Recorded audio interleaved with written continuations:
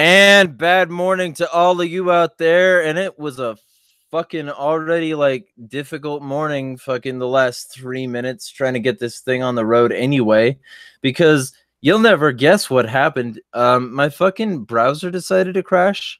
And no, it's not Brave, because I use that for everything that I need something much lighter weight for. But it was so Vivaldi is very clunky and not very good at all. Um, except that it does a lot of the stuff that a regular Chrome browser wouldn't do. So it's got a lot of features, but anyway, like technical blah. The thing decided to crash, and then after the thing decided to crash, I get it back up, and the original page, which some of you may have been directed to, would not give me a start broadcast button. So I didn't even invite my co-host until I got the entire event page remade and like entirely duplicated so that I could get y'all in here today. So fuck Google and Google products because they constantly bug, and I'm hoping to get rid of them soon. If I do, it might be tomorrow morning. So look forward to a possibly different setup. I am not exactly sure yet. Anyway, housekeeping fucking brought to you by Brave, the ad resistant, track resistant browsing experience. This is a perfect broadcast. Brought to you by Cash App, the dollar and Bitcoin wallet you can use with the Visa card, and also brought to you by Liberty mugs that you can use to consume fluid while also pissing off your co-workers. Anyway, we've got a story out of Puerto Rico to start your day off right with. Related to Puerto Rico. And I was going to say, little clarity. It's not in Puerto Rico. This happened. It was right. DC, I think, or Chicago. Right. And we're just like, because it's valuable to bring up. We've been talking about a lot of speech laws elsewhere than the United States, and it's valuable to bring up that the US is pretty regressive too. So that's what we're gonna start this day off right with. Why don't you take it away, Lupinit? Not a problem. So this is coming from The Independent, and it's by Chris Riota. Man who hurls insults towards woman in Puerto Rico shirt, charged with felony hate crimes. The suspect had his charges enhanced after a video of the incident went viral. So let's just crack into it. A man who confronted a woman for wearing a shirt with the Puerto Rican flag in Chicago Park has been charged with felony hate crimes after the video of the incident went viral. Timothy Tribus, a 62-year-old Chicago resident, was arrested this week by Cook County Forest Preserve police for verbally attacking the woman a month earlier, as she begged him to stop and pleaded for a nearby police officer to intervene. Mr. Tribus was charged with 2 counts of felony hate crime, the Chicago Tribune reported, after previously being charged with 2 misdemeanors for assault and disorderly conduct. The charges were upgraded after Mia Irizarry, the woman wearing the Puerto Rican shirt, uploaded her video to social media this week. The video shows Mr. Tribus approaching Mrs. Zari in a section of the park which she had rented to celebrate her birthday, repeatedly questioning her citizenship status as police officers appeared to ignore the confrontation. You should not be wearing that in the United States of America, he says. Miss Irizarry walks away from the man, pointing her camera towards the officer, saying, "Officer, I am renting. I paid for a permit for this area. I do not feel comfortable with him here. Is there anything you can do?" Throughout the ordeal, Mr. Tribus continues walking closely towards Mrs. Zari. Ms. Zari. "Are you a citizen? Are you a United States citizen?" he says. More police arrived to the scene later on in the video after nearby witnesses called local authorities. That's when a female officer finally steps in, filing a report of the incident and halting Mr. Tribus's comments. Now, can I just quickly highlight, at no point in this article is it saying that a case of physical assault or pushing or anything has occurred. Now, I haven't watched the video myself, if I'm honest. I still need to. Yeah, I watched the video, and so there are multiple layers here. I think she had a permit to use the public space for what she was doing. Okay. And I think that she was like gonna have a birthday party or something. Okay, Um, and that's and I think that the guy there would not respect her use of that space, and furthermore kept on following her around it. Now, I don't like cops. I don't like the U.S. government, and I don't hmm. like curtailing simple speech. But if this were, even if this were in like a privatized society, people would be able to bar somebody's like use of a space that they rented, essentially. So even I'd in a agree with that. private society, this is like, well, it's not it's not an issue of rights violations here, except the government usurping territory. It's an issue in this particular case, of a woman who felt threatened and used the resources she thought she had available to her. But like, Hmm. the second part to that is that, you know, if this guy was Murica guy and he thought that, well, somebody should go back because they're threatening our freedom, then let's be clear and specific that this does seem karmic. Now, whether or not he should be able to be arrested or have to be arrested for saying words to somebody while also following them is, maybe a debatable issue. But as far as I can see, it's a flag at getting some freedom. For me, well, I get what you mean on that one. I think it's an unintended consequence of the concept of a hate crime law, because the problem is, from my perspective, is the term assault, because he was charged with an assault and a misdemeanor assault and disorderly conduct. Now, I won't quibble with disorderly conduct. That's basically a form of harassment. Harassment falls into that.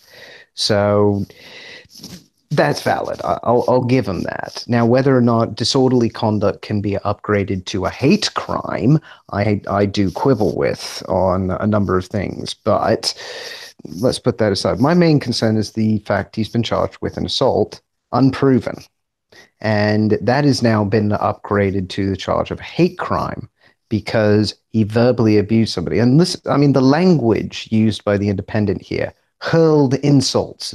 It makes it sound like you're throwing a rock at somebody. It's purposely Well, designed to make and it sound worse. and I agree with what you're saying.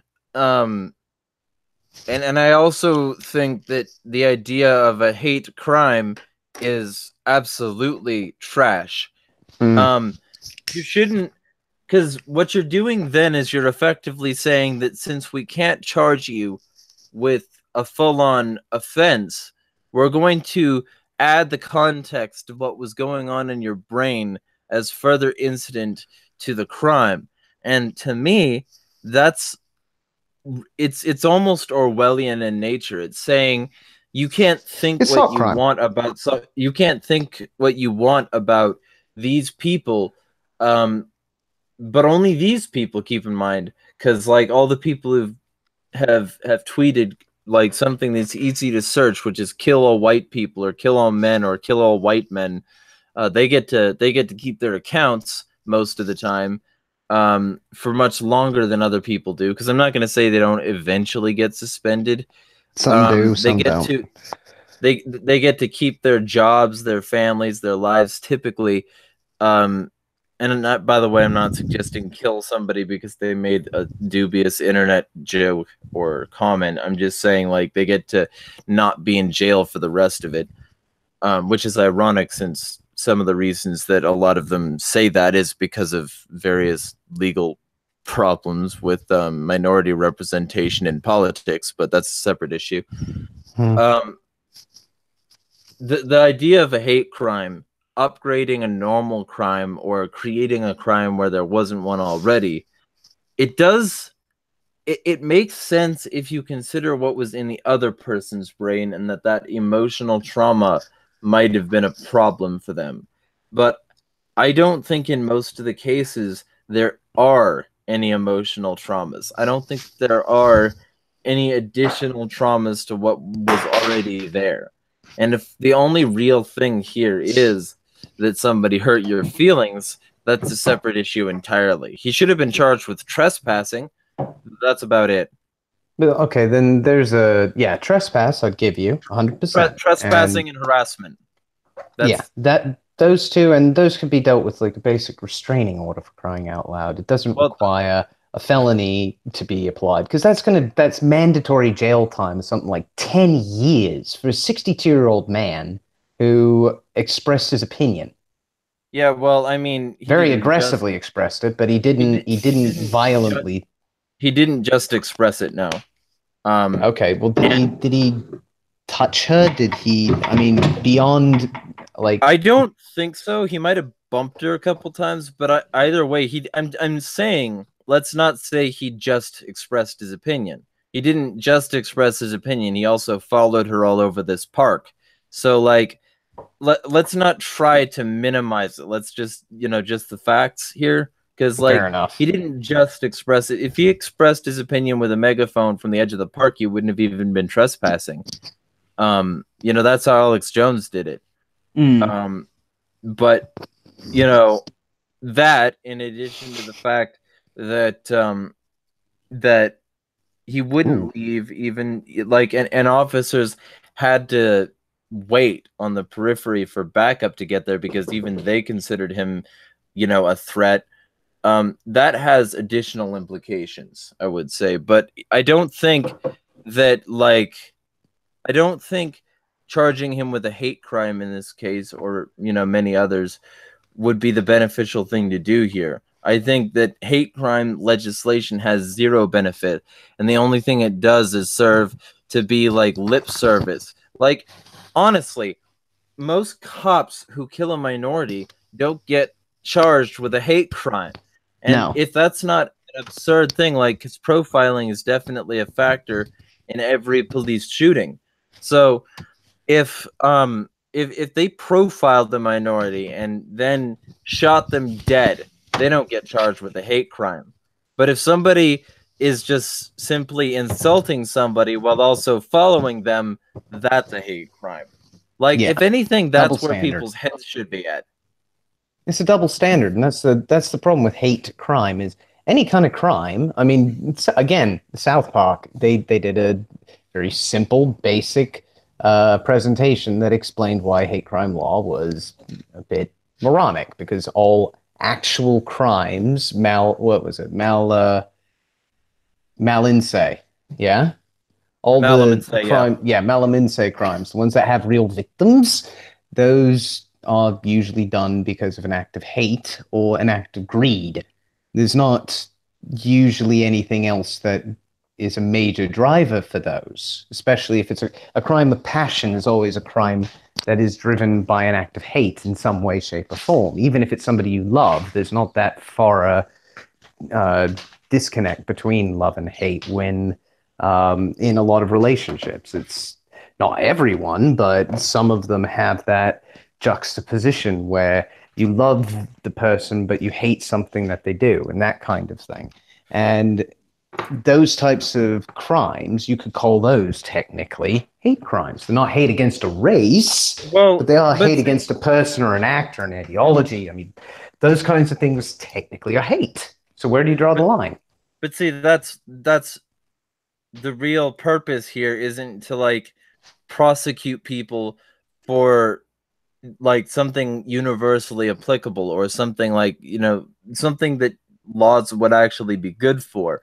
The purpose here is to define blindly what hate is, and then say that people are responsible. Yeah.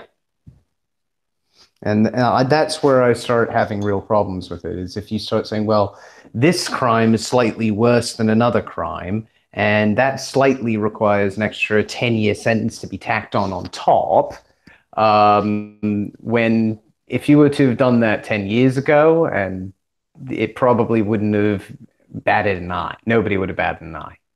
And that's the thing that's driving me up the wall with this is people in the States like to say that, oh, we have freedom, we are safe from these laws, And we don't have to worry about what's going on in Europe right now over speech, because that'll never happen in America. Because 1A. And I'm sorry, people, but you're wrong. It's happening now. You have to start working out how to police yourself now, because it's going to get worse before it gets better.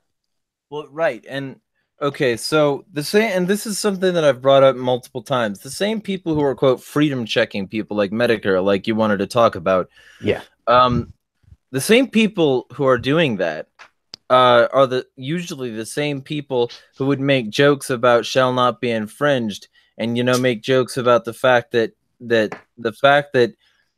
technology's changed doesn't mean that the fucking Second Amendment's changed.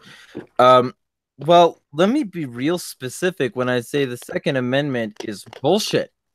And anybody who's had to look through gun laws to figure out which guns they're legally allowed to have knows that. They fucking know that. They know that gun laws have been extremely and increasingly aggressive and regressive. And they know that when you have these laws, they're not universally respective of the Second Amendment. So if they know that the Second Amendment can be violated on purpose repeatedly for a long time by their government, just from the fact that they have to go through all that, then they should also respect the idea that the First Amendment can be violated. And that, the First Amendment has been hugely curtailed. And the reason they don't, in my estimation, and maybe I'm missing something here, is because the ACLU is the primary institution that covers speech. And the ACLU specifically has defended a countless number of individuals who, well, I mean, it's not countless. It's definitely something they've probably counted, but it doesn't matter to me. What matters to me is that it's been a fuck ton of people for speech violations, but they've almost exclusively defended left-wingers on college campuses or something similar to that. Whereas the NRA and other gun groups have typically advocated for the right. And in doing so, these two groups have effectively polarized people in cargo cults, where if you support speech, you also must be a liberal. And if you support gun laws, you also must be if you support less or no gun laws, you must also be a conservative. There's no middle ground there. And all these other policies come out of that, and everybody's like, oh, well, if you support a lack of gun laws, then you also don't support abortion, and you're a bigot who doesn't want to bake cakes, and the opposite can be said for the opposite side. Well, you just want free speech so you can spread your communist propaganda and, degenerize the youth. And in doing so, the elites have fundamentally created arguments where both sides will argue for the other's demise using tools that can very effectively be used for their own demise. And the laws have gotten broader because the proles are fighting, and nobody gives a shit except a select few who are not listened to. And honestly, that's part of why I'm doing the whole anarcho-coalitionism thing lately, because I'm realizing that these divides are largely artificial and manufactured and designed to turn the average person against each other, because guess what? When they do that, they don't have the energy to do jack shit to the establishment. And so for instance, if we worked with communists on anti-war and anti-police issues, and if communists worked with capitalists on issues of lessening regulations so that their co-ops could function without being raided, and so that their co-ops could function without also funding wars in Afghanistan. There are ways that could work. There are ways that it could work for the common person to work with a common person.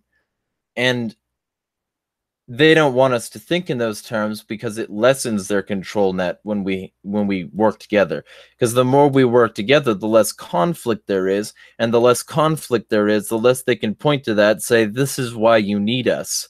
And so they don't like that. They like to curtail speech. They like to curtail all of this shit, and they like to do it regularly. So they had to get these mechanisms built in to control us on an individual level, based on whether or not we ascribed to one or more aspects of a cargo cult that we've basically been born into since we were children. And this is no different. The idea of hate crimes, especially when it comes to basically verb, word, nothing but following somebody around and, yelling epithets. The fact that hate crime legislation exists to begin with is going to be a great way for them to start arresting people like those Jews in New York, who claim that the only Jews that are Jews are black Jews, that the entirety of civilization has been built around lying about, the place God's power comes from, and insulting white people, calling them pinkies and other various things, and hurling racial epithets and threats at them. Those people are going to lose everything as well. So it's not like white people are the only ones this applies to, but for the meantime, white people are the only ones, with very few exceptions, it will be applied to. I haven't looked up statistics on this, so take that with a grain of salt, or like a bag of it, or a mountain of it. I don't give a shit, or like scrape it off the top and refine the sea foam. But I can guarantee you most of these are applying to, quote, the group with power, which, by the way, I would love some of this power at some point. Could somebody direct me to the local patriarchy meeting? Anyway, whatever. I ranted, but fucking, I believe like most of what I said 100%. That's fair enough, mate. I mean, from my perspective, I think the reason most people don't see what is actually going on is they don't want to. They have a view, and they like to think that that view is unchallengeable and violate and the rest of it. And it isn't. And eventually they will come to see that the reality we're warning them about is coming, unless they do something about it. And people like Medica make fun of people around the world for not having that freedom, not realizing, I think, many times that they themselves don't actually have that freedom if they go too far. And sometimes context is enough, sometimes it isn't. But that's my view. And I don't know if it's because of the cargo cult or what. I think it's... I think there may be a number of explanations for it. But that's just my view. The primary way that they control people is to get people packaging their ideals with one another when they're fundamentally things that a lot of people could agree on individually. And nobody can be nuanced, nobody can be original, because you have to, quote, pick a side, right? You have to be red or blue, that's it. You can't be anything else. And this is true of most global politics too. And then if you start to look at Masonic imagery, it starts to get a little bit more insane, because those colors mean very specific things, and they're usually somewhat different, like in terms of what they imply at whatever level you are, because they have different meanings the different level you are. But like that's a separate thing for a separate day. But like, yeah, I mean, right-wingers who understand, like, and who regularly cite things like Orwell saying it wasn't supposed to be an instruction manual, or, blah, blah, because their Twitter got suspended. They don't recognize the power of a border wall to control them when a Democrat's in office. And they sort of delude themselves on this happy train of there's never going to be another Democrat in office. Well, guess what? There's going to be another Democrat in office, and they're going to have a big-ass wall and a massively expanded ICE system. So if there's anything wrong with a Democrat having a huge amount of power, fucking congratulations. You just gave them a bunch more of it. I hope you're proud. I hope you're happy. Fucking fuck you. Anyway. No, I get what you mean, mate. I really do. And it's frustrating to me that people think that, oh, we'll never have this problem. Yeah, you will. Yeah, you will. It's right on the horizon. You just, if you don't see it yet, it doesn't mean it's not there. It just means you're a little short-sighted. That's all. Yeah, yeah, definitely. And Finian says, I think people see it, but they choose safety over liberty. I think people And lose don't see it. both. I don't think see, and I understand what you're saying, and I agree essentially. But once you start to give up liberty for safety, you end up in a mindset that that you can do this and put it on autopilot. Um, and that autopilot means that you're not even making the sacrifice of liberty for safety anymore. You're not even making the sacrifice. It's just not given to you in the first place. And so I would say that, like, that's the way it is at first. But once people are, cowed into submission, the rest is easy. The rest is something that can happen in the background. It's a background process at that point. And I don't think people give up anything at that point. I think they were never offered it. I think that once you allow yourself to be made a slave in that way, you're kind of fucked. So, and Yeah, Finian let's say says, that's right. safe. And Finian says, right, it's worse. They're cowards. Gets back to the warrior ethos. Yes, absolutely. Most people are cowards these days. And, like, people don't want to think that hard times are coming, because they're basically riding a high, constantly getting whatever dopamine they want. They don't have to slay their enemies to get dopamine. They can just get it. They can just go, fuck off to their VR porn and, like, blast their fucking music on their speakers, and it doesn't matter. And he says, I'd love to be wrong, I really would. Well, see, and I might, but, to be completely frank, it's not going to get better. Like, even if the financial sector suddenly improved, suddenly took a massive spike for the better, that's not going to change the fact that the average person is still breeding irresponsibly, creating massive amounts of kids that they'll neglect, and then the cycle repeats and people don't consider their impact on the planet. So we're eventually going to run out of material resources to begin with, and then once we're out of plastics and once we're out of animals to kill and eat, humanity will die. And so we could get sustainable, we could get reasonable, but the average person doesn't want to be. So even if the financial sector improved, even if it was no longer controlled by government, we're talking about a fundamentally sick people who aren't willing to become healthy. Like Apollo LaRue said earlier in the chat, which, by the way, thank you to the both of you for being patrons. Anybody who wants to support this show can do so by coming to my Patreon. I would absolutely appreciate it. Apollo says false sense of security because they hate responsibility. Yeah, because it's sort of like you build your fort. It's still that mentality. You build your cave, and then anything that threatens it is considered a fundamental threat to your safety.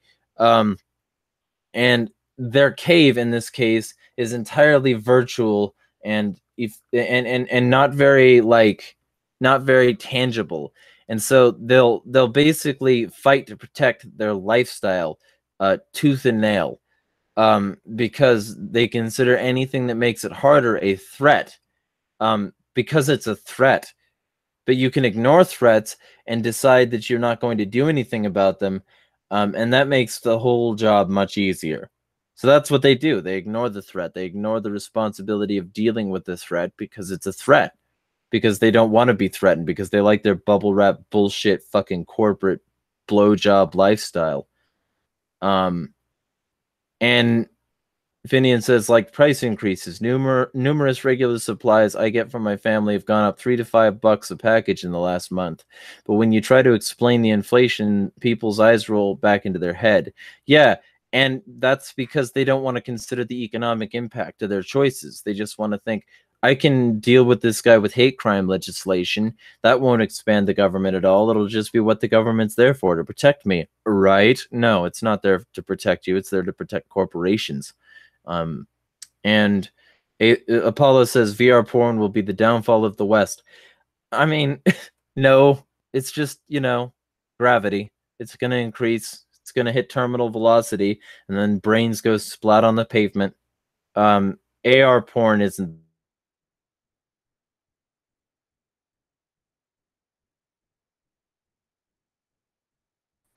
Okay, I don't know quite what happened there, but you said AR porn is and it just cut out. Oh, I said AR porn. AR porn isn't the downfall. AR porn is just a bag of bricks. That was what I said. Can you hear me now? Hello? Sorry, didn't Hello? realize I was on mute. Uh, yeah, you were going out in and out a little bit, but I got you that time Yeah, at okay. least. But yeah, it's an odd one because I mean we're dedicating quite a lot to this one article, but to be fair, I don't think that's necessarily a bad thing. It deserves Well, there's a covering. lot to unpack. Yeah, it is. I mean, and again, narrative crafting, that's another thing you can unpack with this. Because if you look at the speech used in the actual article itself, it's quite aggressive sounding, isn't it? If you really analyze it, hurling insults like the bricks, violently aggressing somebody's feelings. It's that kind of principle that it drives me crazy. What Dave Chappelle, he said it, I think, best, to be honest. Why are people so fucking brittle? Honestly, how have we all become so emotionally destitute that we now seem to You're crumble? being you're doing the thing though, man. You're doing the thing that you do a lot in order to try and like sort of provide a counterpoint to my assholeness, and you're being nice to people again. They're Well, not I don't know if fragile. it's.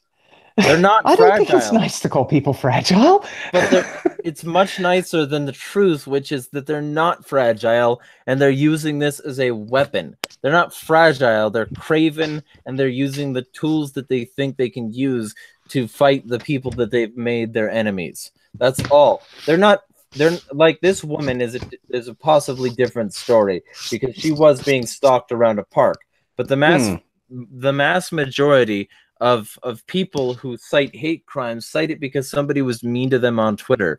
It's like the Yeah. Gamergate thing where, people like me were considered harassers because we would occasionally talk to the same developer that other people were talking to, or the same games journalist that, some other people were talking to, in Guilt the by same way. association tactics. Well, in the same way, and that would be considered like targeted harassment rather than, hey, a bunch of people disagreed with something you put into the public zeitgeist and they're coming to you about it. No, it's not that. It's not criticism. It's not part of the public fora. It's part of, a targeted campaign of harassment. This is what it's for. It's because they have political power based in idea control. That's what it is. That's it. That's it. It's not fucking frailness. It's not fragility. It's a war. It's a culture and idea war, and they're better at it than some other people. And the only solution to here, the only winning move is not to play, but only if enough people do it. Otherwise, we're all fucked.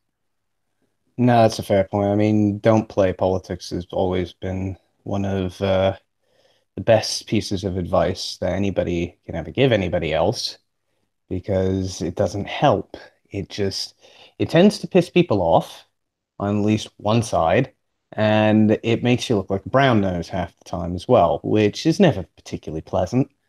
And yeah, I mean, there's a number of reasons not to do it. Yeah, everybody seems to do it. I wonder why. It's just expedience, I'm assuming, more than anything. Well, it's expedience and it's also empowerment. If you can just it feels real good to call in a hit on somebody and to realize that you don't have to do anything. You can keep on enjoying your espresso and your biscotti, and you can watch as the world bends to your will in the background. Um, That's true for some people. I personally think kicking off that kind of pain, it doesn't feel good. It It feels it more. does. It does. It feels good, especially when you stop caring. And most people don't care to begin with because they're told that this is the way fundamentally society should operate. And this is what the government wants. They've raised most people from cradle to grave to accept and admit that the government is the institution that does X, Y, and Z. It's why anarchists are constantly faced with bombardments of who would build the roads or X, Y, and think about the children, except the children killed by drones in Pakistan, or, the children trafficked in sex rings to benefit the elites. Fucking... Think about the children I'm thinking about, not the ones that you're concerned about. In the way that you're thinking about them, yeah. And so that's why. It's because people get used to treating the state as a gun and pointing it at people and feeling good about themselves. And when you don't realize that that gun could be pointed at you someday, it can really feel like you're on the right side of history. Like right-wingers and left-wingers constantly saying, oh, well, history and, philosophy and science have a right-wing bias, or, oh, well, history and philosophy and science have a left-wing bias. Well, fucking no, they don't. And maybe certain philosophers have had a preponderance of political beliefs, but that doesn't mean that the facts change. The facts are the facts, no matter who you are. But they've got all these fucking things that they've built into pointing government guns at people, and they make it okay, even though it's fucking not. I think the biggest problem on that front is trying to figure out which kind of statistics or which pieces of information you can rely upon. Because if you're reliant upon figures which are vetted by a government institution, then you're reliant upon government. If you're relying upon an independent vetting solution, then it might be better. And to be fair, this actually ties into another article I found. I think it's probably worth bringing this one up now. Before you do, real quick, let's get into some of these comments. Okay, fair enough. Vinian says, yep, easier to stand still and keep doing what you were doing like a rabbit until the fox eats you. Yeah, definitely. And that's the, like, people, like, your analogy is good, but then you got to realize that the government doesn't need to worry about being a fox. They're raising rabbits to be very easy to kill. And that's the reason they don't like it when a lion shows up. They don't like it when somebody shows up who's got any fucking power, because they want a disempowered populace. They just want to put the broomstick over the back of the neck and pull it out whenever they need it. The broomsticking, for those of you who aren't into agriculture and farming and blah, blah, because I realized that some people aren't. He says, I don't think we'll make it to VR porn or a game like Player One. Things are going to collapse before that happens. Probable. Control freak collectivists or the bus of the children in Yemen brings up a good point. I mentioned that to my wife, and the response, which is common, was, don't tell me about that. I don't want to think about it. That's another clue to how this shit continues. Yeah, because they don't talk about religion or politics. No, fuck you. Don't use religion or politics, and I'll stop talking about it. Fucking Jesus Christ. And this broadcast already started off with me being irritated and thinking about all this other shit. It makes me want to shoot up my proverbial workplace. And he also says, yes, very limited range there, mate. Well, don't worry. Just, we'll have a live fire drill. It'll be okay. We'll bury the school afterward. That's a Sandy Hook joke for those of you who don't have the level of sophistication we have. Finian says, yes, like me posting replies on YouTube that say, hey, come to D-Live and steam it. Then you won't have to worry about 3 strikes and being stressed about losing all your work. And he also said Bird Plan was posted here because he was very close to having his account deleted by YouTube. He was genuinely worried. Suggested he go to D-Live, shouldn't be living under the stress of YouTube's whip cracking and ruining him. And I'm assuming that there's another comment coming here very soon. And yeah, I would suggest D-Live. Once I get this setup going, it's going to be one of the platforms I simulcast to. And BitChute. I can't stress that the peer-to-peer nature of it is quite promising from a decentralization perspective. And let me just ask, does BitChute do live? Do you know? That I don't know, if I'm honest. Because I don't think it does live. The last time I checked, it didn't, and that's what I primarily do, obviously. So, I mean, that would be a problem. No, that's fair enough. That's fair enough. We're all of us posting and spreading that stuff.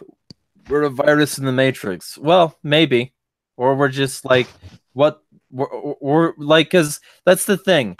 Maybe, but the Matrix has made us think that they're the norm. I would say the Matrix is the real virus, and it's made viruses out of most of humanity. That's like that's what Agent Smith doesn't understand. Yeah, humanity is a virus. He was fucking right about that. 100% correct. Humanity fucking sucks. They're a cancer and a sore on the goddamn planet right now, but only because of what people like Agent Smith have made normal. It's because of the society created by the corporate bullshit fascist elite that we need to fight. And when we do, society will improve on a whole, and then people will stop relying on unethical bullshit to make their shit work. Anyway, you were gonna bring up an article. Yeah. Go ahead with what you were gonna say, though. Not a problem. So you're right on that front. I'm trying to think, what was I going to say on that? There is a tendency for people to behave as programmed, and it takes a lot to deprogram somebody once they've learned a particular model and worked on it and relied on it for a number of years and found ways to justify its continued usage, even when it doesn't work. That's cognitive dissonance in its purest form, where you believe two things to be true at the same time, even though they are mutually exclusive to each other, so they can't both be true at the same time. Right, and trying to believe one over the other, making the choice of which is more important or valuable to you, that can have physical pain responses. So people avoid it. And the other thing that you highlighted, the potential that humanity could be or is a virus, but could be more.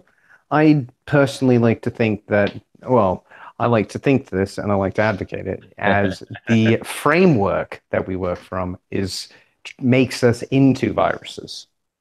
Whereas we could work from a framework that doesn't require us to be viruses. It requires us to be something else, like a bacteria, which is more beneficial as a rule. Well, that's what I was saying, though. I was saying that the Matrix made people viral. They got very used to being used as an energy source and also being used as a way to promote the energy being stolen from people. And that's sort of a metaphor for capitalism and government and all of that. And if you start to look at the Matrix as the thing that creates the mindset, and if you start to look at the common person as the person who conforms to that mindset, no wonder they could all turn into Agent Smith in the end. Yeah, I think the quickest way to express all this is life sucks, but it doesn't have to. Oh, I was gonna say life sucks and then you die. I like to give people that shred of hope, because otherwise they're not willing. They usually either just go full depressive or they basically say, well, if there's no solution, this solution works for me. And I don't want them to say that. Or be like homicidal like I was since I was 14. Fucking, that's a good solution. Yeah, not necessarily. But yeah, as I was saying, all of these issues with speech and all of these problems, they're really coming to a head. People like Sargon right now are advocating that government actually be responsible for regulating what is and is not allowed on the internet. And good luck with that. Allowed by those companies, or actions allowed by those companies. Personally, I think what will wind up happening, if that were to be the case, is they codify into law that private property rules. And these are, even if they're working with the government, it no longer applies that those government contracts would apply. I think that that's why people are pushing towards advocating for government to deal with censorship, is they don't want the responsibility of doing it themselves, so they're going to outsource it again.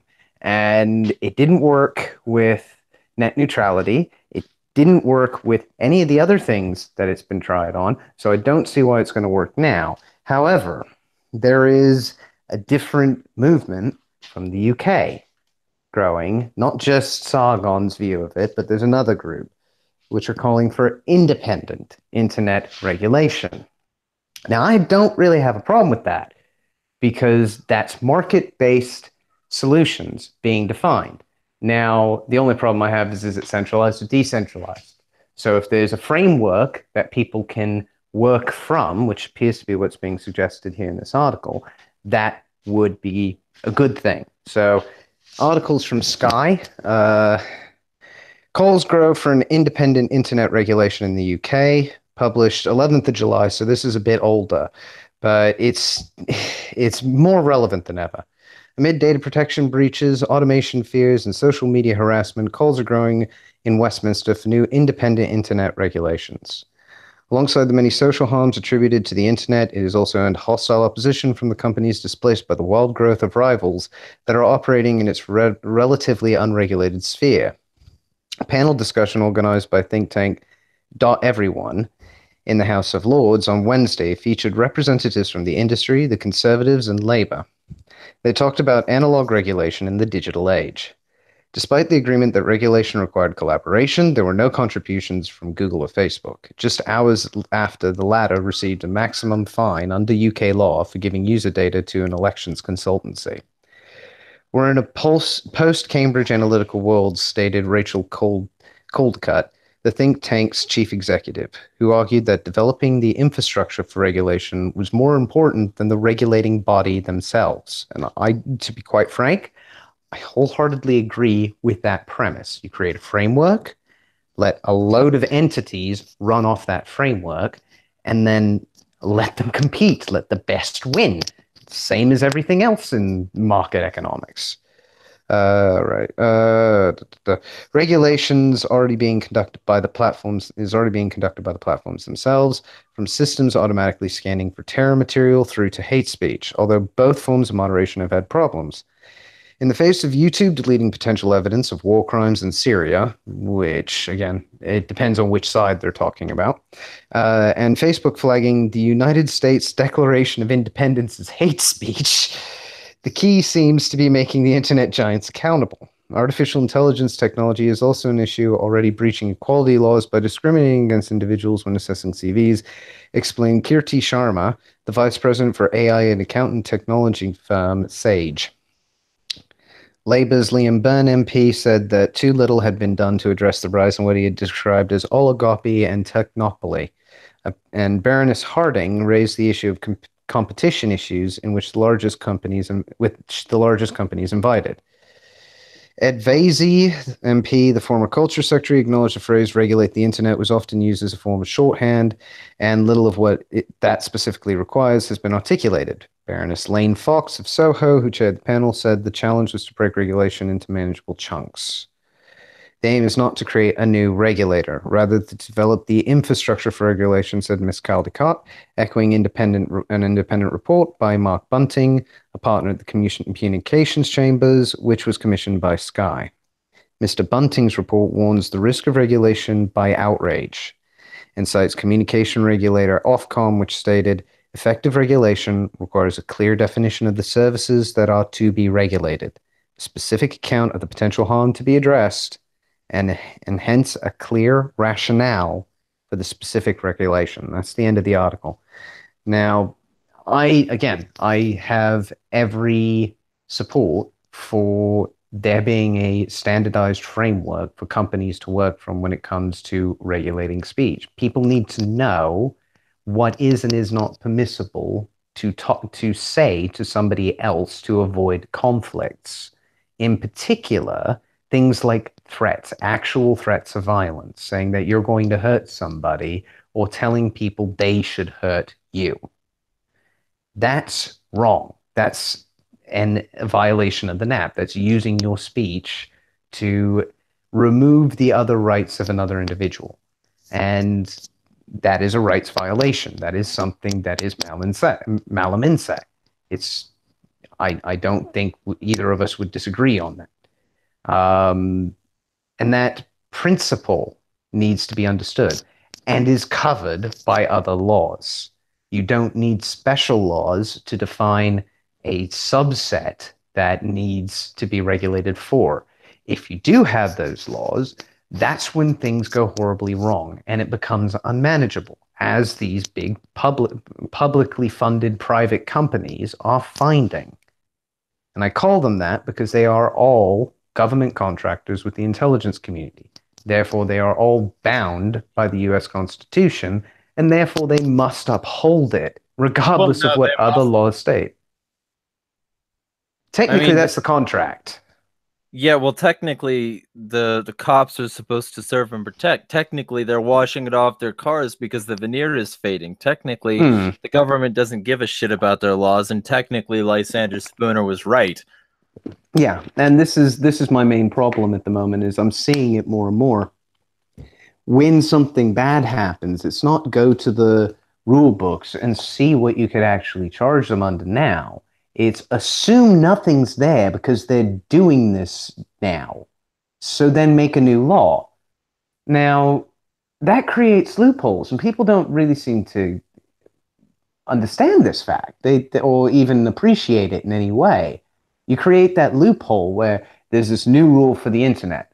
Well, great, wonderful. Everybody can migrate to the internet then and ignore the old rules on all of this stuff because only the new rules apply if it's all done through the internet. That's not necessarily the way we should go because those old rules are there for a reason in a lot of cases. They have been tried and modified and massaged in a way that makes them work. And now that we have this new technology, we're trying to come up with new rules for how we govern speech and trade and association and all this sort of stuff because we can do it so freely. But we had those rules before. We had what we were supposed to do with that before. So I don't see why new rules need to be created. There's never been a good argument from my perspective that the internet necessitates this new set of laws. Because you attribute ignorance and not malice. There's plenty of good reason if you want to slave people. Oh, yes, yes, very true. But maybe you're right. Maybe there are more psychopaths than I'm willing to admit in society. But that leads me to wonder why we're not all psychopathic. Well, we are all psychopathic. Humans have been Are bred we? to, yeah, a little bit. Humans have been bred to live off their fellow man without considering consequences or emotional burden. How is that not psychopathic?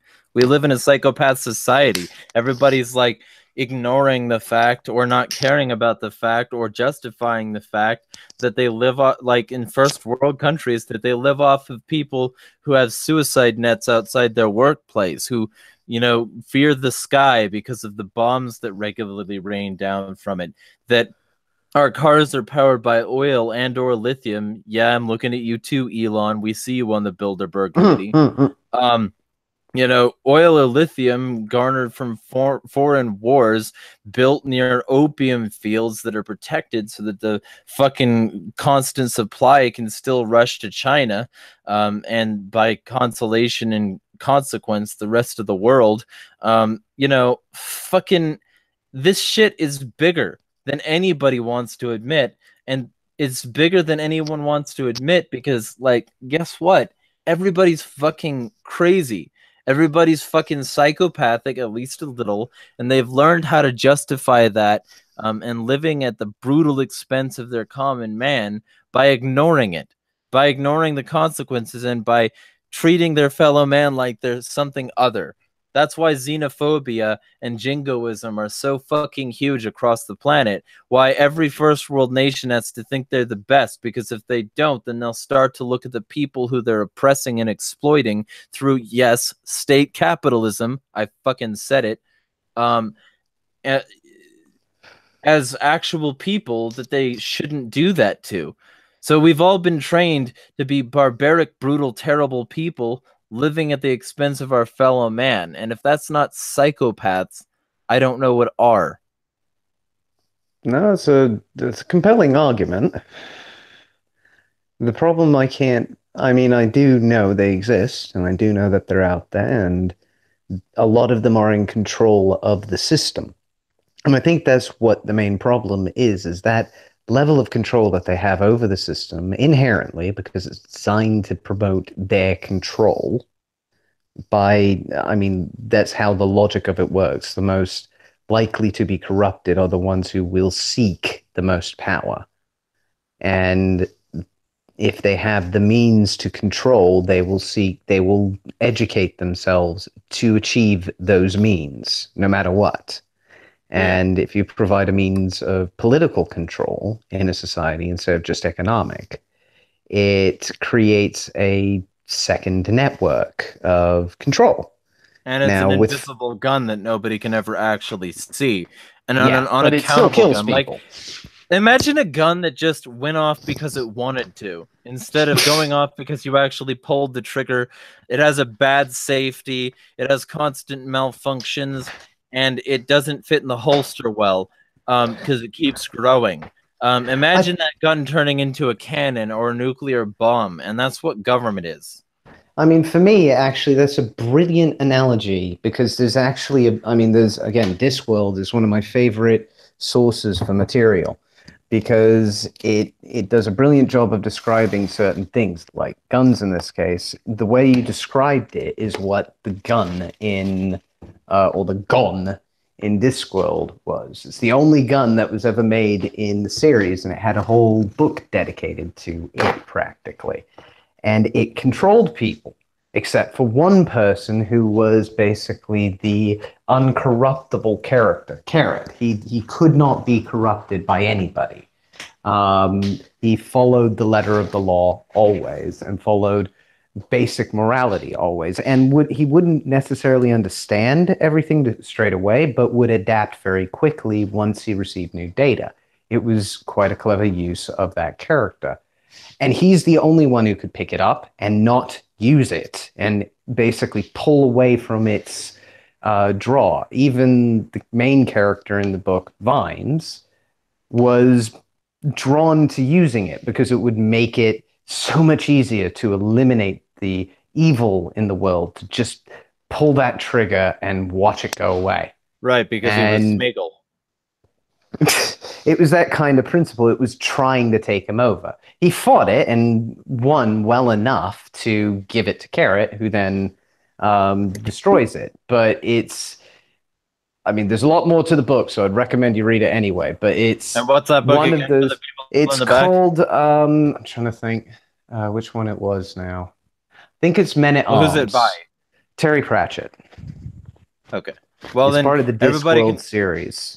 I think it's I'm 90% certain it's Men at Arms that had this bit in it. So yeah, apologies for any spoilers, but yeah, basically the gun becomes its own character in the book, and it works very similar to how you described it. It takes somebody who is perfect to wield it Right. without malice, and nobody, apart from this one fictional character, is perfect enough to wield it. And even if he is, all of the subordinates need to be. All of their subordinates need to be. At some point, you will have corruption.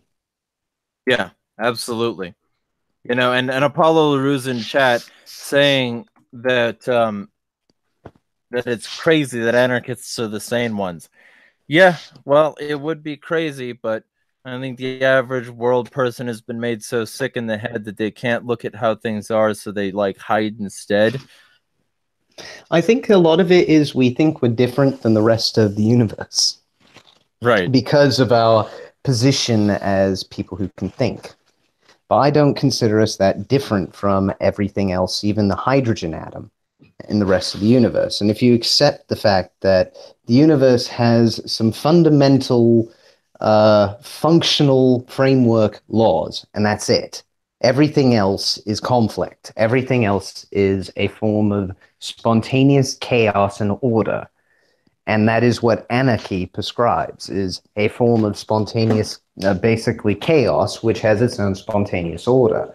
Because no chaotic system is 100% random. There's always something that's making it constantly malleable and flowing, and new things arise as old problems get fixed. It's that kind of principle. You never stop growing from a chaotic system. From a fully ordered system, there's always a top level that you can't pass. And that's not how the universe works. That's not how reality works. It's always changing. Nothing is static. Everything is evolving. And if we're brutally honest, everything is also falling apart, so you have to work to fix that. It's one of the Dust Brothers' best lines out of This Is Your Life was that one section. But the implications of that truth are to make reality work at all, You have to constantly be maintaining it and fixing it and making it true for you. Yeah, The less you have to do, the easier that is.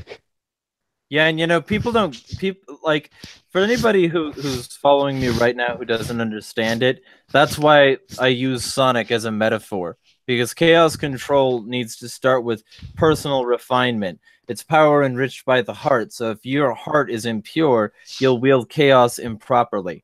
That's why I bring that up. And it's always a journey of self-improvement before you can remotely save the world. You've got to work on yourself. You've got to know enough about how the world works to defeat that final boss. And the people who do, the people who refine themselves, they're the real threat to evil. Amen. Anyway, bad morning, everybody. I think this is a good place to wrap it up since it's 3 minutes past the hour anyway. Bad morning, everybody. We started a little late. Yeah. Fucking Google products should be less reliant on those soon. Fingers crossed. Yeah. But bad morning to y'all, and have a bad day. And remember, smash the state, fuck the system. Have a bad morning, everybody.